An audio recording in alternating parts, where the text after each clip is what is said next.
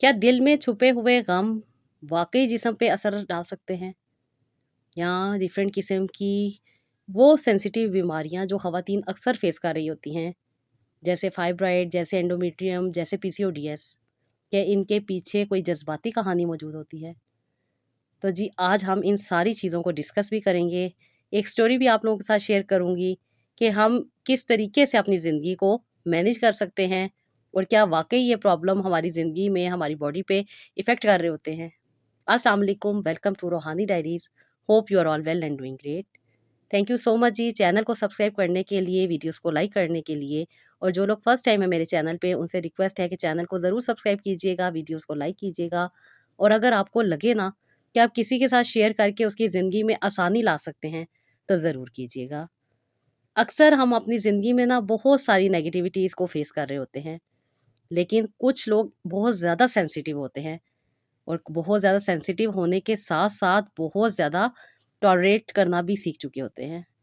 और यही जो टॉलरेंस होती है ना, अगर राइट वे में ना हो रही हो ना, तो फिर इंसान अंदर से बहुत ज़्यादा तकलीफ़ का शिकार हो जाता है। अक्सर आप लोग सुनते हैं ना कि जो ख़वातीन बहुत ज़्यादा खुद पे बर्दाश्त कर रही होती हैं, अपनी बात का इज़हार नहीं कर पा रही होती, वो अंदर से बहुत ज़्यादा टूट जाती हैं। और जब वो अंदर से टूट जाती हैं ना, तो अपनी बातों को दिल में ही रखना शुरू कर देती हैं। और जो जज़्बात आपके दिल में रहना शुरू हो जाते हैं ना, वही आपको डिफ़रेंट किस्म की प्रॉब्लम का शिकार कर देते हैं। कभी आपके किसी ऑर्गन में प्रॉब्लम आ रही होती है, और कभी किसी ऑर्गन में। बहुत सारी ख़वातीन बहुत सारे स्ट्रेस को अपने अंदर ही दबा देती हैं। अपना गुस्सा नहीं निकाल पाती, अपने दुःख अपने दिल में ही रख लेती हैं। हर वक़्त की मायूसी अपने ज़हन में बार-बार उसको रिपीट करती रहती हैं, और अपनी निस्वानियत को तबाह कर देती हैं। मैं हमेशा आप लोगों से यही कहती हूँ ना कि आप पहले अपने बारे में सोचें, अपने पे तवज्जो दें, अपना ख़्याल करें। आपके लिए क्या राइट है, क्या रॉन्ग है, ये आपने जानना है, और उस पे आपने अमल करना है। क्योंकि जब इंसान बहुत सारी चीज़ों को बर्दाश्त कर रहा होता है ना, अंदर ही अंदर दबाता जाता है। ये दर्द, ये मायूसियाँ इंसान को अंदर से बहुत सारी तकलीफ़ों में मुब्तला कर देती हैं। और फिर यही तकलीफ़ें दूसरे सही करने में कभी-कभी आपकी दिल आज़ारी कर रहे होते हैं। कभी-कभी आपको बहुत सारी बातें सुनने को मिल रही होती हैं, और फिर मज़ीद चीज़ें ख़राब होती चली जा रही होती हैं। कभी-कभी इंसान इतना ज़्यादा उलझ के रह जाता है इन चीज़ों में कि बार-बार डॉक्टर्स के जाना, बार-बार मेडिसिन खाना, बार-बार वही ट्रीटमेंट, वही टेस्ट, वही चीज़ें लेके जा रहा होता है। लेकिन अगर वक़्त रहते हुए थोड़ा-सा खुद पे तवज्जो दे दी जाए ना, राइट अंडरस्टैंडिंग के साथ इन बातों को समझ के अपनी लाइफ़ को बेहतर किया जाए। लाइफ़ को बेहतर करने के लिए आपको कोई हार्ड एंड फास्ट रूल नहीं फ़ॉलो करने पड़ते, बल्कि थोड़ी-सी अपनी समझ में और अपनी सोच में चेंजेज़ लानी पड़ती हैं, जिसकी वजह से फिर ज़िंदगी भी आसान हो जाती है। लोगों की तकलीफ़ें भी आपको कम डैमेज करती हैं, और आप वो अपने लिए बेस्ट डिसीज़न लेने भी आ जाते हैं। यही वजह होती है कि वो मेरी बहनें जो इतने अरसे से मायूसी का शिकार होती हैं, जब अपने दिल का हाल बयान करती हैं, अपने बारे में बताती हैं, अपनी लाइफ़ के वो वाक़यात जो किसी के साथ डिस्कस नहीं कर पाती ना, वो जब मुझे बता रही होती हैं ना, तो फिर उनको राइट अंडरस्टैंडिंग भी मिलती है, उनके कॉन्सेप्ट भी क्लियर होते हैं, और उनको समझ आ जाती है कि उन्होंने अब आगे क्या करना है। क्योंकि कभी-कभी बीमारी के पीछे आपकी सिर्फ़ और सिर्फ़ सोच होती है, जो कि इर्द-गिर्द के आपके जो एनवायरनमेंट होता है ना, उसकी वजह से डेवलप हो रही होती है। और इसी की वजह से आप बहुत सारी तकलीफ़ों में दबती चली जाती हैं। अपने ख्वाबों को दबा देती हैं, अपने आँसुओं को छुपा रही होती हैं, अपनी तकलीफ़ों को छुपा रही होती हैं, अंदर ही अंदर घुट रही होती हैं, किसी को नहीं बता रही होती। कभी ये सोच आ रही होती है कि घर की इज़्ज़त ना बाहर निकल जाए। कभी डिफ़रेंट किस्म की जो नाराज़गियाँ ख़ानदानों में चल रही होती हैं, नाइंसाफ़ियाँ चल रही होती हैं, मायूसियाँ चल रही होती हैं, यही अंदर ही अंदर बोझ बनती चली जाती हैं। कभी-कभी बचपन में कुछ ऐसे वाक़यात हुए होते हैं, कुछ ऐसा घर का एनवायरनमेंट होता है जो लड़कियों को अंदर ही अंदर बहुत ज़्यादा स्ट्रेस में डाल रहा होता है। और इस वीकेंड पे मेरी बहुत सारी ऐसी बहनों से बात हुई है, जिनमें से 2 बच्चियाँ तो ऐसी थीं जो कि अभी प्यूबर्टी में थीं। अभी वो टीनेज भी क्रॉस नहीं उन्होंने किया था, और फाइब्रॉइड जैसी प्रॉब्लम को फ़ेस कर रही थीं। कभी इंसान सोच सकता है कि इतनी छोटी उम्र में इस तरह की बीमारियाँ ख़वातीन को, बच्चों को फ़ेस करने को मिल रही हैं। हम सुनते थे कि पीसीओडीएस टीनेज की बीमारी है, वो आपके लाइफ़ मॉडिफ़िकेशन से ठीक हो सकती है। लेकिन अब तो ये भी सुनने को मिलता है फाइब्रॉइड और उसके साथ-साथ एंडोमेट्रियम जैसी प्रॉब्लम भी ख़वातीन को टीनेज में फ़ील हो रही है। और बहुत सारी बच्चियाँ जो होती हैं वो इस चीज़ को अंदर ही अंदर लेके घुट रही होती हैं। वजह यही होती है कि घर का माहौल, घर का एनवायरनमेंट, कभी-कभी इंसान एक्सप्रेस कर देता है, अपनी बात को निकाल देता है, अपने इमोशंस को निकाल देता है। लेकिन कुछ बच्चे ऐसे होते हैं जो अंदर से बहुत ज़्यादा सेंसिटिव होते हैं। अंदर ही अंदर उन बातों को लेके सोचते रहते हैं और यही सोच फिर डिफरेंट किस्म की बीमारियों की शक्ल ले लेती है। जिसकी वजह से आगे चल के फिर सारी ज़िंदगी मेडिसिन, सारी ज़िंदगी टेस्ट और सारी ज़िंदगी डॉक्टरों के चक्कर लगा-लगा के इंसान थक जाता है। इसलिए मैं हमेशा आपको कहती हूँ कि मेरी बहनों, ज़्यादा सोच जो होती है ना, वो भी इंसान को नुकसान दे देती है। अपने आप पे फ़ोकस करें, अपने आप को मसरूफ़ करें, क्योंकि जब इंसान मसरूफ़ नहीं ना होता, तो वो सिर्फ़ सोचों का शिकार हो रहा होता है। वो सोचता रहता है और सोचने की वजह से बहुत सारी चीज़ें अंदर से इंसान को तकलीफ़ में डाल रही होती हैं। कभी-कभी ख़वातीन भूल जाती हैं, बातें करते-करते उनके ज़हन से बातें निकल जाती हैं और कभी-कभी ज़िंदगी में कुछ ऐसे वाक़यात हुए होते हैं, जैसे दिल का टूट जाना, मोहब्बत का ना मिलना, अपनी दुआओं का कबूल ना होना और उसके साथ-साथ कुछ ख़ानदान में ऐसे मसले-मसाइल चल रहे होते हैं, जो ख़वातीन के दिल में नफ़रत की एक शिद्दत इख्तियार कर देते हैं और यही शिद्दत जो होती है, वो फिर बाद में बीमारियों की सूरत में सामने आती है। इसलिए हमेशा ये बात सोचा करें कि हमारे इख्तियार में कुछ भी नहीं है। हर चीज़ अल्लाह ताला के इख्तियार में है। अपने लिए दुआएँ माँगा करें। कभी-कभी मैंने इस तरह की सिस्टर्स भी देखी हैं जो सिर्फ़ और सिर्फ़ अपने आप को बददुआएँ दे रही होती हैं। वो हमेशा ये सोचती हैं कि उनकी ज़िंदगी में ऐसे ही वाक़यात रहने वाले हैं, ऐसे ही हालात रहने वाले हैं, कभी बेहतरी नहीं आएगी, चीज़ें इसी तरह थीं और इसी तरह चलती रहेंगी। लेकिन जब वो राइट अंडरस्टैंडिंग लेती हैं, अपने आप के बारे में राइट डायरेक्शन में फ़ैसले करती हैं, राइट डायरेक्शन में सोचना शुरू कर देती हैं, अपने लिए बेस्ट डिसीज़न लेना शुरू कर देती हैं, तो फिर ज़िंदगी भी आसान हो जाती है और ज़िंदगी के मसले-मसाइल भी बहुत छोटे लगने लग जाते हैं। क्योंकि हमें सिखाया नहीं जाता, बताया नहीं जाता। हम जो माहौल अपने घर में फ़ेस कर रहे होते हैं, वो ही हम समझ रहे होते हैं कि शायद ये चीज़ें इसी तरह चलेंगी। कभी दादी का तजर्बा, कभी नानी का तजर्बा, कभी अम्मी का तजर्बा, कभी बहनों का तजर्बा, कभी ख़ानदान वालों का तजर्बा, यही हम अपने माइंड में लेके घूम रहे होते हैं। और इन्हीं बातों को सोच-सोच के हम अपने आप को डिफ़रेंट किस्म की बीमारियों में मुब्तला कर देते हैं। मैं हमेशा अपनी बहनों से यही कहती हूँ कि अपने ऊपर फ़ोकस करें, अपनी सेहत का ख़्याल करें। अपने अंदर जो आपके प्रॉब्लम है, उसको आप ही ठीक कर सकती हैं। कभी-कभी जो बड़े से बड़ा मसला भी होता है ना, वो आपकी सोच से भी ठीक हो जाता है। क्योंकि इंसान जब स्ट्रेस में होता है ना, तो यही स्ट्रेस इंसान को डिफरेंट किस्म की नेगेटिव थॉट्स का शिकार कर रहा होता है। और फिर जब ये चीज़ें बढ़ती, बढ़ती, बढ़ती चली जाती है ना, तो कभी-कभी इंसान के साँस पे इसका इफ़ेक्ट हो रहा होता है। आपके लंग्स डैमेज हो रहे होते हैं। कभी-कभी आपका लिवर डैमेज हो रहा होता है। कभी-कभी आपके स्टमक में प्रॉब्लम आ रही होती है। कभी-कभी आपके किडनीज़ में प्रॉब्लम आ रही होती है। कभी-कभी आपकी ओवरीज़ और कभी-कभी आपकी यूट्रस। ये सारी चीज़ें इसकी लपेट में आ जाती हैं। और फिर इंसान मेडिसन, मेडिसन, मेडिसन खाता रहता है और मेडिसन खाने के बावजूद, हर तरह के बेहतरीन टेस्ट करवाने के बावजूद, अच्छे से अच्छा ट्रीटमेंट लेने के बावजूद भी मसले वहीं पे खड़े होते हैं और फिर मज़ीद इंसान स्ट्रेस का शिकार हो जाता है और फिर ख़वातीन एक डिप्रेशन जैसी बीमारी में मुब्तला हो जाती हैं। अक्सर मैं ख़वातीन देख रही हूँ, जो ऐज में जब जाती हैं, यानी कि 40 प्लस जब वो होती हैं, तो वो बहुत ज़्यादा जिस चीज़ को फ़ेस कर रही होती है ना, वो होता है डिप्रेशन। और डिप्रेशन एक ऐसी कंडीशन है जिसमें इंसान कभी-कभी इतना ज़्यादा अपने आप को तकलीफ़ पहुँचा लेता है कि वो फिर दूसरों के लिए सँभालना भी मुश्किल हो जाता है। वक़्ती अपनी चीज़ों को आप अपने अंदर ना दबाया ना करें, बल्कि एक्सप्रेस किया करें। लास्ट ईयर मेरी कुछ सिस्टर से बात हुई थी और अब जाके वो मुझे अपनी मुकम्मल स्टोरी सुना रही हैं, मुकम्मल चीज़ें बता रही हैं। इतने अरसे से उन्होंने अपने आप को इतना दबा लिया था, इतना दबा लिया था कि वो अपनी बात भी सही तरीके से नहीं कर पाती थीं। कभी-कभी मेरी कुछ ऐसी सिस्टर से बात होती है ना, जो अपनी बीमारी को भी मुकम्मल तौर पे डिफ़ाइन नहीं कर पा रही होती। कुछ चीज़ें बता रही होती हैं, कुछ चीज़ें छुपा रही होती हैं। और कभी-कभी कुछ ऐसी सिस्टर से भी बात होती है, जो सिर्फ़ और सिर्फ़ झूठ बोल रही होती हैं। वजह ये होती है कि वो उन्होंने अपने एनवायरनमेंट से वो चीज़ें सीख ली होती हैं। क्योंकि वो दबाना सीख चुकी होती हैं, वो छुपाना सीख चुकी होती हैं, वो सही तरीके से अपनी बात करना भूल चुकी होती हैं। इनमें उनका कसूर कोई नहीं होता। वो अपने एनवायरनमेंट की वजह से इन सारी चीज़ों को फ़ेस कर रही होती हैं। मैं उन्हें हमेशा ये बात कहती हूँ कि मेरी बहनों, सबसे पहले आप अपनी आँखें बंद करें और गहरे साँस लें और अपनी हर दुःख, तकलीफ़, परेशानी जो है ना वो अल्लाह ताला के हवाले कर दें। अपने माज़ी में जो तकलीफ़ें हुई हैं, जो परेशानियाँ हैं, जो प्रॉब्लम है, उन सब लोगों को माफ़ कर दें।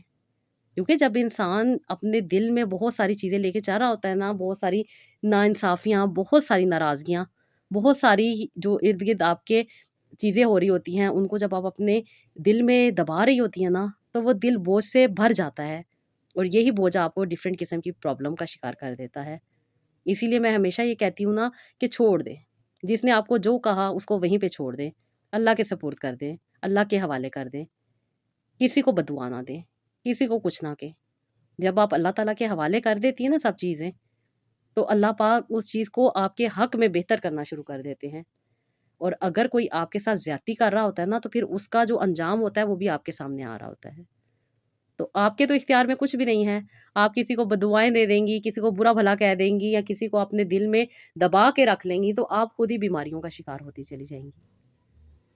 मेरी वो बहनें जो अक्सर बता रही होती हैं ना कि उनकी बीमारियाँ इतने अरसे से चलती आ रही हैं और ठीक नहीं हो रही, तो उनकी एक मेन वजह यही होती है कि आपने अपने दिल को बोझ से भर दिया होता है। ये बोझ नाइंसाफ़ियों का होता है, मायूसियों का होता है, नाकामियों का होता है, एहसास कमतरी का होता है, अंदर ही अंदर घुटने का होता है, आपकी ज़िंदगी के हालात से डरने का होता है। आप डरती रहती हैं, पता नहीं क्या हो जाएगा, पता नहीं कैसे हो जाएगा, पता नहीं कल को मेरी ज़िंदगी कैसी गुज़रेगी। ये खौफ़, ये बेचैनियाँ, ये तकलीफ़ें ही आपको अंदर से तोड़ देती हैं, जो कि आपका कसूर नहीं होता, आपके इख्तियार में भी नहीं होते, क्योंकि आपके माइंड में वो सारी चीज़ें फ़ीड हुई होती हैं। उनको अपने माइंड से कैसे निकालना है, यही टेक्निक्स मैं आप लोगों के साथ शेयर करती हूँ। यही बातें मैं आपको आपकी ज़ुबान में समझाती हूँ और अल्लाह पाक का बहुत करम है कि मेरी बहुत सारी बहनें माशाल्लाह से पॉज़िटिव वे में जाके अपनी लाइफ़ को मैनेज करती हैं। छोटी-छोटी सी चेंजेज़ लेकर आती हैं और मैं सिर्फ़ और सिर्फ़ आपको हमेशा आपकी डाइट के बारे में बताती हूँ। कोई एक्स्ट्रा मैं आपको हर्ब्स नहीं देती, कोई एक्स्ट्रा मैं आपको मेडिसिन नहीं बताती। सिर्फ़ और सिर्फ़ आपके अकॉर्डिंग जो नेचुरल चीज़ें हैं, वही आपको मैं गाइड करती हूँ। और यही वजह होती है कि जब आप इसको राइट वे में जाके इस्तेमाल करती हैं चीज़ों को और यही चीज़ें आपको फिर बहुत ज़्यादा फ़ायदा दे जाती हैं। आज की स्टोरी मैं जिन सिस्टर की आपके साथ शेयर करने वाली हूँ, इनकी शादी को 17 साल हो चुके थे और फाइब्राइड जैसे प्रॉब्लम को फ़ेस कर रही थीं। पहले इन्होंने सारे टेस्ट करवाए शादी के बाद और पता चला शादी के कहती हैं कि तीसरे महीने में ही मुझे थोड़ा-सा प्रॉब्लम हुआ। मैंने डॉक्टर से चेक करवाया तो मुझे पता चला कि मेरी यूट्रस में सिस्ट मौजूद हैं। और कहती हैं कि जब हमने फर्दर इन्वेस्टिगेशन करवाई तो सारी चीज़ क्लियर हो गई कि यूट्रस में फाइब्राइड मौजूद हैं और ओवरी में मेरे सिस्ट मौजूद है। और कहती हैं डॉक्टर ने मुझे यही कहा था कि आप कुछ मेडिसिन इस्तेमाल करें, ये सिस्ट आपका रिज़ॉल्व हो जाएगा और उसके साथ-साथ ये जो आपके फाइब्राइड हैं ये भी श्रिंक होने लग जाएँगे। कहती मैं मेडिसिन भी खा रही थी और कहती हैं कि प्रॉपर वे में इन चीज़ों को मैनेज भी कर रही थी। लेकिन इसी दौरान कहती हैं कि मुझे बहुत सारी नेगेटिव बातें भी सुनने को मिल रही थी। मेरे हस्बैंड का रवैया कहती हैं मेरे साथ बहुत रूड था और जब कहती हैं वो डॉक्टर के पास जाते थे बहुत ज़्यादा इरिटेट हो जाते थे क्योंकि कहती हैं ये कारोबार करते थे और कारोबार के लिए टाइम चाहिए होता है। ये अकेले अपने कारोबार को सँभालने वाले थे और जिसकी वजह से बहुत ज़्यादा स्ट्रेस में आ जाते थे। मुझे जल्दी-जल्दी करने को कहते थे, मैं जल्दी-जल्दी डॉक्टर का नंबर का इंतज़ार करती थी कि डॉक्टर मुझे चेक करे और कहती हैं इसी दौरान 4 से 5 बातें सुनने को मिल जाया करती थीं और मैं अंदर ही अंदर कहती हैं कि इन बातों पे जी करके अपना टाइम गुज़ार रही होती थी।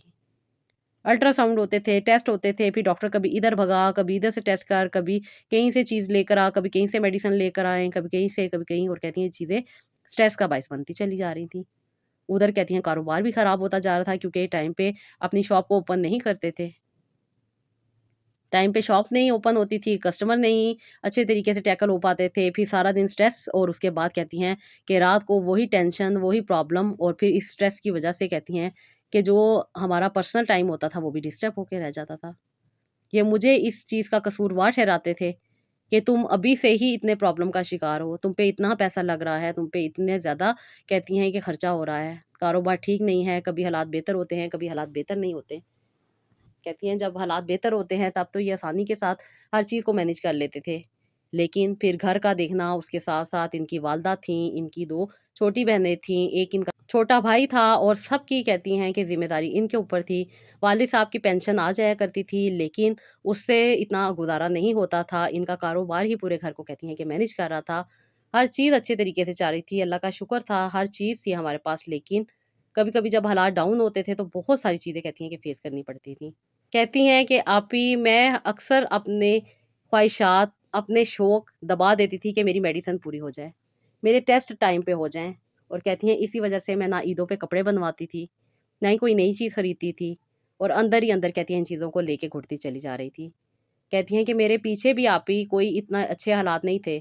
भाभियाँ मौजूद थी, भाई मौजूद थे और घर में एक अजीब-सी कहती हैं कि कंडीशन चल रही थी, जो कि थ्रू आउट कहती हैं अम्मी और अब्बू की नहीं बनती थी और घर की लड़ाइयाँ झगड़े जो थे वो बहुत ज़्यादा थे, जिसकी वजह से कहती हैं कि हम अपने आप को सिर्फ़ दबा देते थे, अपनी फीलिंग्स को दबा देते थे, अपने शौक को दबा देते थे।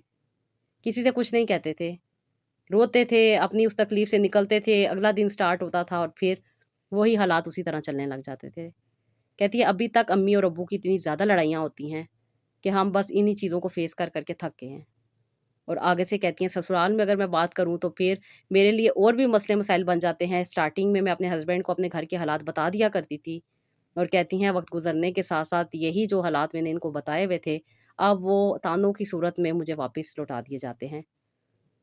जब मैं इनसे अपने दिल की बात करती थी तो मुझे लगता था कि मुझे सहारा मिल गया है, मुझे आसरा मिल गया है, मुझे मेरा साथी मिल गया है, जो मुझे समझता है, जो मेरी दुःख तकलीफ़ को जानता है। लेकिन कहती हैं जब आप ही इनकी लड़ाई होती है, ये वो सारी बातें मेरे मुँह पे मार देते हैं। क्योंकि इन्हें अब पता चल चुका है कि मुझे पीछे भी कोई ख़ास अहमियत नहीं मिलती और यही बातें कहती हैं मेरे लिए तकलीफ़ का बाइस बन रही हैं और मैं अंदर ही अंदर घुटती जा रही हूँ। बहुत सारे इलाज करवाए, कहती हैं अपनी नंदों की शादियाँ की, अपने देवर की शादी की, अल्लाह पाक ने उनको साहिब औलाद किया और कहती हैं मेरी जो छोटी वाली नंद है वो जब भी अपने घर से आती है, कोई ना कोई नया इश्यू लेकर आती है, कोई ना कोई नई बात लेकर आती है, कोई ना कोई नई फ़रमाइश लेकर आती है जिसकी वज़ह से मेरे मियाँ बहुत ज़्यादा डिस्टर्ब हो जाते हैं। कहती है मेरे ससुर की डेथ हो चुकी है, मेरी सास बीमार हैं और उसके बाद सारी ज़िम्मेदारी इनके ऊपर है। वो जब भी आती हैं कोई नई फ़रमाइश बताती हैं जिसको पूरा करने में कहती हैं कि ये अपनी सारी एफ़र्ट लगा देते हैं क्योंकि उनके घर में कोई प्रॉब्लम ना हो, उनके घर में कोई तकलीफ़ ना हो, ये अपने घर में बसी रहें। इसकी ही वजह से कहती हैं कि वो बहुत ज़्यादा स्ट्रेस लेते हैं। और ये सारी चीज़ें कहती हैं मैं अपने अंदर फ़ील कर रही होती हूँ। मैं अंदर ही अंदर दबाती चली जाती हूँ और कहती हैं कि यही चीज़ें मुझे शायद अंदर से ख़त्म करती जा रही हैं। इन्होंने इलाज भी करवाया, टेस्ट भी करवाए, रिपोर्ट्स भी इनके पास थी। कभी 5 सेंटीमीटर इनको से बताया जाता था फाइब्राइड, कभी 7, कभी 10, कभी 12, कभी 21 तक इनके फाइब्राइड जा चुके थे। और अब डॉक्टर ने इनको यही कह दिया था कि आप अपना यूट्रस रिमूव करवा दें। क्योंकि बहुत सारे प्रॉब्लम अंदर चल रहे थे, बहुत सारी चीज़ें अंदर चल रही थी। हार्मोन भी डिस्टर्ब थे, मेंटली तौर पे भी काफ़ी अनस्टेबल थी। उसके साथ-साथ हस्बैंड के साथ भी इनके प्रॉब्लम चल रहे थे। फैमिली लाइफ़ भी काफ़ी ज़्यादा डिस्टर्ब थी। कहती हैं कि आप ही मैं समझ रही थी कि शायद जब मैं अकेली हो जाऊँगी मेरे हालात बेहतर हो जाएँगे, लेकिन ऐसा नहीं हुआ। हस्बैंड के ताने, बातें, वही चीज़ें जो मेरी वालदा फ़ेस कर रही थी, अब मुझे फ़ेस करनी पड़ रही थी। हर वक़्त की चीख-चीख, हर वक़्त की लड़ाई क्योंकि कहती हैं कि ये दूसरों की ज़िम्मेदारियाँ पूरी कर रहे थे और मैं इनको यही कहती थी कि आप अपने बारे में सोचें। ऐसा नहीं था कि ये मेरा ख़्याल नहीं करते थे, मेरा बहुत ख़्याल करते थे, हर अच्छे से अच्छे डॉक्टर के पास मुझे लेके जाते थे। लेकिन आप ही वो भी तो इंसान है ना, वो भी तो तंग आ गए थे ना। कि बस सिर्फ़ डॉक्टर्स के चक्कर लगाने हैं, सिर्फ़ मेडिसिन खानी है, सारी ज़िंदगी हो गई है, मैं अपने इलाज को लेके जा रही हूँ लेकिन फ़ायदा कुछ नहीं हो रहा। कहती तंग आ चुके थे, हार चुके थे, नाउम्मीद हो चुके थे, मायूस हो चुके थे और ऊपर से अब मुझे ये वहम रहता था कि ये दूसरी शादी ना कर लें और बार-बार यही चीज़ मुझे अंदर से तोड़ती चली जा रही थी। मैं अंदर से बहुत ज़्यादा नाउम्मीद हो गई थी। लेकिन आप ही अल्लाह पाक है ना वो आसरा और सहारा बना देते हैं, वो राइट डायरेक्शन दे देते हैं। जब इंसान की नीयत साफ़ हो ना तो अल्लाह ताला उसके लिए आसानी के रास्ते खोल देते हैं। आप ही आपसे मैंने जब बात की तो मुझे बहुत ज़्यादा तसल्ली मिली, राइट अंडरस्टैंडिंग मिली कि अपनी लाइफ़ को मैनेज कैसे करना है। लोग बातें कर रहे होते हैं, लोग आपको आपके मसले का हल दे रहे होते हैं, लेकिन राइट अंडरस्टैंडिंग नहीं दे रहे होते कि करना क्या है, सोचना किस तरह से है। कौन-सी चीज़ को सोचना है और कौन-सी चीज़ पे नहीं सोचना। किस तरीके से अपनी सोचों को मैनेज करना है। कहती हैं यही चीज़ें इंसान को उलझा के रख देती हैं और मेरी यही नेगेटिव थॉट्स जो थी इन्होंने मुझे इतने मसले में डाले रखा। मैं बहुत ज़्यादा प्रॉब्लम में थी, बहुत ज़्यादा तकलीफ़ में थी। एक तो छोटी उम्र में मेरी मेरी शादी हुई, उसके साथ-साथ घर के हालात, उसके साथ-साथ ससुराल के हालात, उसके साथ-साथ हर चीज़ को मैनेज करना, हर खर्चा मेरे हस्बैंड ने अफ़ोर्ड किया और यही महरूमियाँ जो हैं और यही जो बातें हैं, मेरे हस्बैंड मेरी बात नहीं सुनते होते थे, मेरी बात नहीं मानते होते थे, क्योंकि मैं समझती थी कि शायद मेरे जो हस्बैंड हैं, इनकी कमाई पे मेरा ही हक है और किसी का हक नहीं है। और मैं अंदर ही अंदर घुटती चली जाती थी और यही कोशिश करती थी कि अच्छे तरीके से चीज़ों को मैनेज करने की कोशिश करूँ। मैं कपड़े नहीं बनाती थी, मैं जूते नहीं लेती थी, मैं कोई भी कहती हैं एक्स्ट्रा खर्चा इनका नहीं करवाती थी कि मेरी मेडिसिन पूरी हो जाए। मेरी मेडिसिन मुझे टाइम पे मिल जाए और कहती हैं कि मैं समझती थी कि शायद मुझे शिफ़ा मिल जाएगी इस तरह। कहती हैं लेकिन मुझे राइट अंडरस्टैंडिंग ही नहीं थी कि मुझे क्या करना है। लेकिन जब आप ही मैंने आपकी एक वीडियो देखी जिसमें आपने बहुत अच्छी मिसाल दी थी कि जब इंसान अल्लाह ताला पर अपना तवक्कुल करता है ना, तो अल्लाह ताला उसको खाली हाथ नहीं लौटाते। अल्लाह ताला गैब से उसके लिए दरवाज़े खोल देते हैं। हम तो असबाब के पीछे भाग रहे होते हैं ना, हम तो देख रहे होते हैं ना कि नहीं, हम इस डॉक्टर के पास जाएँगे, इस जगह से टेस्ट करवाएँगे, इस जगह से मेडिसिन खाएँगे या अच्छी से अच्छी मेडिसिन खाएँगे तो शिफ़ा मिल जाएगी। तो ऐसा नहीं होता आप ही इंसान जब अपनी सोच पे काम करता है तभी जाके फ़ायदा होता है। मैंने जब अपनी सोच पे काम किया, जैसे कि आपने मुझे कुछ टेक्निक्स बताई थीं, क्योंकि सोच खुद ब खुद नहीं रुकती। नेगेटिव थॉट्स इंसान को और ज़्यादा प्रॉब्लमैटिक बना देती है। उसकी सिचुएशन को और भी अनकंट्रोल कर देती है। मैं बहुत ज़्यादा डिस्टर्ब थी, चीज़ों में उलझ के रह जाती थी, काम कम करती थी, सोच से ज़्यादा सोचती थी और फ़ायदा एंड ऑफ द डे यही होता था कि फाइब्राइड के साथ-साथ डॉक्टर ने मुझे ये भी बता दिया था कि मेरे लिवर में भी प्रॉब्लम है और साथ मेरी किडनी भी काफ़ी हद तक डैमेज हो चुकी हैं। क्योंकि मैंने थ्रू आउट 18 साल मेडिसिन खाई है और कहती हैं इन मेडिसिन की वजह से कभी स्टमक अपसेट, कभी कुछ, फिर स्टमक को ठीक करने की मेडिसिन, फिर डिफरेंट किस्म की मेडिसिन, फिर जो जहाँ पे जो टोटका मिलता था, जो किसी की बताई हुई चीज़ मिलती थी, वो मैं करना शुरू कर देती थी। जो सर्च करती थी, वो अपनी ज़िंदगी में ऐड करती थी। फिर चीज़ें बेहतर होने की बजाय ख़राब हो जाती थी, इन्फेक्शंस हो जाते थे, डॉक्टर के जाती थी, दोबारा से नए टेस्ट, दोबारा से नई रिपोर्ट्स, दोबारा से नई चीज़ें और फिर मेरे हस्बैंड के कहती हैं टेम्परामेंट्स, उनका कहती है टॉलरेंट लेवल ही बहुत ज़्यादा हाई हो चुका था। अब बहुत ज़्यादा सेंसिटिव हो गए थे। हर चीज़ पे रिएक्ट करते थे। इनफैक्ट कभी-कभार कहती हैं मुझ पे हाथ उठाने की भी इन्होंने कोशिश की। लेकिन मैं क्या करती? मेरे पास कोई रास्ता नहीं था। मैं कहीं नहीं जा सकती थी। किसी से अपने दिल का हाल नहीं बयान कर सकती थी। मेरे अंदर क्या चल रहा है वो मैं ही जानती थी। कुढ़ती चली जा रही थी, दबती चली जा रही थी। लेकिन अल्लाह पाक ने आप जैसी बहन से मिलवाया, आप ही आपसे दिल की बात करके मुझे वो सुकून मिला जो मैंने कभी नहीं फ़ील किया था। आपने मुझे ये समझाया कि अपने आप को अल्लाह पाक के करीब कर लो। हर ज़िंदगी की जो दुःख है, दर्द है, तकलीफ़ है, परेशानी है ना, वो अल्लाह ताला के हवाले कर दो। आप ही आपने मुझे हीलिंग दी, जिससे मुझे ये बात समझ आई कि मुझे अपनी ज़िंदगी को किस तरीके से मैनेज करना है। वो छोटी-छोटी गलतियाँ जो हम लोग कर रहे होते हैं, उन्हीं पे मैंने आप ही अपने आप को स्ट्रिक्ट किया। उन्हीं बातों को मैंने समझा और उन्हीं बातों पे मैंने अमल किया। जो डाइट आपने मुझे बताई थी मैंने उसको फ़ॉलो किया, जो रेमेडी आपने मुझे बताई थी उसको मैंने रेगुलर बेसिस पे लेके चली। दरूद इब्राहीम को मैंने कसरत से पढ़ना शुरू किया, अस्तगफिरुल्लाह को मैंने रेगुलर बेसिस पे पढ़ना शुरू किया। जो आपने मुझे ब्रीथिंग एक्सरसाइज़ बताई थी उसके साथ-साथ जो आपने मुझे वाटर थेरेपी दी थी आप ही उससे मुझे बहुत ज़्यादा फ़ायदा हुआ। क्योंकि जब इंसान तकलीफ़ों, परेशानियों में इतना अरसा गुज़ार लेता है ना तो इंसान को एक आदत बन जाती है, उसी पैटर्न में, उसी तरीके से जीने में। और फिर इंसान को लगता है कि शायद इसी तरीके से ही इंसान अपनी मुश्किलात को हल कर सकेगा। लेकिन आपने बहुत सारी चेंजेज़ लेकर आई मेरी लाइफ़ में। चेंजेज़ छोटी-छोटी थी, रेगुलर जो रूटीन थी, वो ही चल रही थी। लेकिन आपने मुझे ये समझा दिया था कि राइट वे में चीज़ों को कैसे इस्तेमाल करना है। जो मैं इतने पराठे खाती थी, जो मैं इतने मीठी चीज़ें खाती थी, जो मैं इतनी नेगेटिव चीज़ों को अपनी ज़िंदगी में लेके जा रही थी, साथ मेडिसिन खाती थी और कहती थी, ये मुझ पे कोई फ़ायदा नहीं दे रही। आपने सिर्फ़ और सिर्फ़ मुझे छोटा-सा परहेज़ बताया था कि 2-4 चीज़ों को बंद कर दो, बाकी जो दिल तुम्हारा चाहता है वो खाना शुरू करो। हर चीज़ को खाओ, अल्लाह ताला का शुक्र अदा करके खाओ, मोहब्बत के साथ खाओ, प्यार के साथ खाओ। अगर मियाँ की तरफ से कोई रंजिश दिल में पाली हुई है ना, तो मियाँ को सच्चे दिल के साथ माफ़ कर दो। रिश्तेदारों में किसी की तरफ से तकलीफ़ है, परेशानी है, उसको भी सच्चे दिल से माफ़ करके देखो। ज़िंदगी में सुकून भी आएगा और ज़िंदगी तुम्हारी बेहतर हो जाएगी। कहती हैं आप ही ऐज मेरी 38 थी, लेकिन मेरी हालत ऐसी थी कि मैं 50 प्लस लगती थी। मेरी तरफ देखने का हस्बैंड का दिल नहीं चाहता था।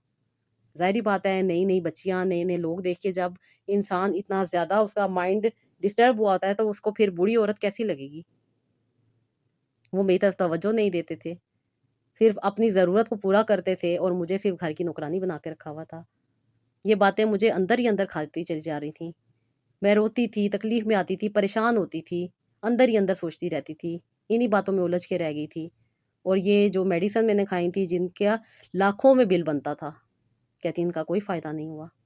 आपने मेरी सारी चीज़ों को बंद करवाया। आपने मुझे यही कहा कि अपना एक अच्छा डॉक्टर रखो, जिससे आपने अल्ट्रासाउंड करवाना है और जो चीज़ें मैं आपको बता रही हूँ इनको फ़ॉलो करना है। जब आप इन दोनों चीज़ों को मैनेज करके चलेंगी ना, तो आपको दिनों में फ़ायदा होगा। फिर आप ही जैसे आपने मुझे बताया था कि 1 महीने तक आप मुझे देखेंगी कि क्या चीज़ें मुझ पे असर कर रही हैं, क्योंकि आप ही मैं बहुत ज़्यादा चीज़ें गलत खुद कर रही थी।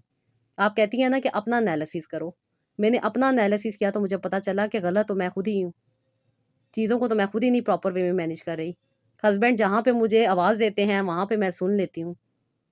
जो प्राइवेट टाइम होता है, जहाँ पे इंसान को थोड़ा-सा हाइजीन का ख़्याल करना होता है, मेरे से वो ही नहीं हो पा रहा था। फिर मैंने आप ही इन सारी बातों को समझा जो आप अक्सर बता रही होती हैं। मैंने हर चीज़ आपके साथ डिस्कस की। आपने मेरे हस्बैंड को भी गाइड किया, जो चीज़ें उनके लिए बेहतर थी, आपने उनको भी समझाया। आप ही पहले ये डॉक्टर से भी सुनते थे, लेकिन उस पे अमल नहीं करते थे। लेकिन आपसे सुनने के बाद इन्होंने उन चीज़ों को मैनेज किया और अल्लाह का पाक का करम ये हुआ कि 1 महीने के बाद जो आपने हमें कहा था कि आप रिपोर्ट करवाएँगी, अगर उसमें थोड़ा-सा भी फ़र्क हुआ तो हम कंटिन्यू इन सारी चीज़ों को लेके चलेंगे। आप ही अल्लाह पाक ने करम किया, 1 से 2 पॉइंट मेरे जो फाइब्रॉइड थे वो श्रिंक होना स्टार्ट हुए और कहती हैं कि मुझे ये उम्मीद बन गई थी कि अब इंशाअल्लाह ताला मैं कामयाब हो जाऊँगी। अब अल्लाह पाक मुझ पे आसानी कर देंगे। अब अल्लाह ताला मेरी इस तकलीफ़ को ज़रूर दूर कर देंगे। क्योंकि आप ही मेरे मूड स्विंग्स और जो मेरा टेम्परामेंट था वो बहुत ज़्यादा डिस्टर्ब था। लेकिन अब मुझे मैनेज करना आ गया था। मुझे अपनी तकलीफ़ों को समझना आ गया था। किस तरीके से मैंने अपने आप को खुश रखना है ये मैं सीख चुकी थी। और आहिस्ता-आहिस्ता चीज़ें लेके चल रही थी। आप ही लास्ट ईयर मुहर्रम में आपने मुझे एक मन्नत मानने को कहा था। मैंने उस मन्नत को माना और अल्हम्दुलिल्लाह इस मुहर्रम से पहले अल्लाह पाक ने मुझे साहिब औलाद कर दिया है। बेशक आप ही आपने मुझे राइट डायरेक्शन दी, आपने मुझे समझाया कि किस तरीके से मैंने अपनी लाइफ़ को मैनेज करना है। आप ही मेरे दिल से दुआ निकलती है कि अल्लाह पाक आपको बहुत सारा सुकून अता करे। आपने आप ही मुझे बहुत ज़्यादा गाइड किया, बहुत ज़्यादा अच्छे तरीके से आपने मेरी प्रॉब्लम को सॉल्व करने में मेरा हेल्प की। और आपकी इस हेल्प ने आप ही मेरी ज़िंदगी को खूबसूरत बना दिया है। अल्लाह पाक का शुक्र है मैं अपनी बेटी के साथ अपनी ज़िंदगी बहुत अच्छी तरीके से जी रही हूँ। आप ही रमज़ान से पहले अल्लाह पाक ने मुझे इस खूबसूरत नेमत से नवाज़ा। मैं बहुत ज़्यादा अल्लाह ताला की शुक्रगुज़ार हूँ। आप ही मेरी बेटी प्रीमैच्योर थी, 7th मंथ में पैदा हो गई थी और अल्लाह पाक का करम है कि अल्लाह पाक ने इसको ज़िंदगी दी, सेहत दी, तंदुरुस्ती दी और अल्लाह पाक का शुक्र है कि आज मैं इसके साथ अपनी लाइफ़ को बहुत ही खुशी से गुज़ार रही हूँ। मेरे हस्बैंड भी खुश हैं, वो इतना जो पैसा उन्होंने लगा के मुझे हमेशा ताने देते थे और अब कहते हैं कि थोड़ी-सी चीज़ों में ही काम हो गया। लेकिन यही मैं उनको बात कहती हूँ जैसे कि आप अपनी वीडियो में कहती हैं ना कि अल्लाह पाक बेहतर जानते हैं कि कब किसको किस तरीके से आसानी अता करनी है। इंसान के बस में कुछ नहीं है। जब इंसान पैदा होता है ना तो उसका पूरा मुकद्दर लिख दिया जाता है। इंसान क्या करता है, नेगेटिव थॉट्स को अपने माइंड में जगह दे देता है, नेगेटिव बातों को अपने दिल में बिठा लेता है, अपनी राइट अंडरस्टैंडिंग को भूल जाता है, दुआ करने की बजाय बहुत सारी बददुआएँ कर रहा होता है, लोगों से नफ़रत रख रहा होता है जिसकी वज़ह से वो अंदर से ही टूटता चला जाता है। आप अगर एक भी नेगेटिव वर्ड बोलते हैं ना तो आपका सेल डैमेज होने लग जाता है और जब आप इतने ज़्यादा नेगेटिव थॉट्स का शिकार हो जाते हैं तो फिर आप अंदर से मुकम्मल तौर पे टूट जाते हैं। यही बातें मैं आप लोगों को अक्सर समझा रही होती हूँ कि आप लोगों ने अपने आप पे फ़ोकस करना है। अपनी लाइफ़ को बेहतर बनाना है। जो चीज़ें आप लोग देख रहे होते हैं, इर्द-गिर्द से सुन रहे होते हैं, इर्द-गिर्द देख रहे होते हैं, वो सबके लिए नहीं होती। आपकी क्या पर्सनैलिटी है, आपकी क्या कंडीशन है, आपकी क्या लाइफ़ है, वो आपने डिसाइड करनी है कि आपके लिए क्या चीज़ बेहतर है। हर चीज़ हर किसी के लिए नहीं होती, हर चीज़ के पीछे एक पूरी हिकमत मौजूद होती है। अल्लाह ताला ने कोई भी चीज़ अगर बनाई है ना, तो उसके पीछे अल्लाह ताला ने एक पूरी हिस्ट्री रखी हुई है। अल्लाह ताला ने बीमारी से पहले उसकी शिफ़ा भेजी हुई है। लेकिन किन लोगों के लिए जो अपने लिए राइट फ़ैसला करते हैं। हमेशा अपने लिए बेहतरीन सोचें, अल्लाह ताला से दुआ करते रहा करें कि अल्लाह पाक आपके लिए आसानियों के दरवाज़े खोलें और अल्लाह पाक आपकी गैब से मदद करें। जब आप सब कुछ अल्लाह ताला के हवाले कर देते हैं ना, तो फिर अल्लाह पाक भी इंसान को खाली हाथ नहीं लौटाते। अल्लाह पाक भी इंसान के मुकद्दर को, इंसान के नसीब को अगर गलत है ना उनमें कुछ चीज़ें, तो अल्लाह पाक उसको सही कर देते हैं। क्योंकि हर चीज़ अल्लाह ताला के इख्तियार में है। और जब इंसान इस बात को सोच लेता है ना, तो फिर कामयाबियाँ उसका मुकद्दर बन जाती हैं।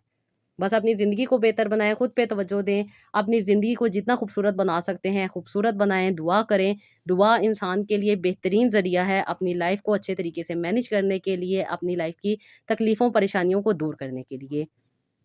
मेरी बहुत सारी बहनों ने मुझे जो इंस्टाग्राम पे स्टोरी शेयर किए हैं, इंशाअल्लाह ताला वो भी आप लोगों के साथ कामयाबी की उनकी स्टोरियाँ और ख़ास तौर पे जो मुहर्रम की स्टोरियाँ थीं, वो मैं आप लोगों के साथ ज़रूर शेयर करूँगी और अल्लाह पाक से यही दुआ है कि अल्लाह पाक आप सबको आसानियाँ अता करें और आप सबकी मुश्किलात को अल्लाह पाक जल्द से जल्द आसानियों में बदल दें। आमीन सुम्मा आमीन। तो जी, ये था मेरा आज का व्लॉग। आई होप आपको पसंद आया होगा। इसका फीडबैक दीजिएगा, अपना बहुत सारा ख़्याल रखिएगा, खुश रहिएगा और नेक्स्ट व्लॉग के लिए इजाज़त दीजिएगा। अल्लाह हाफ़िज़।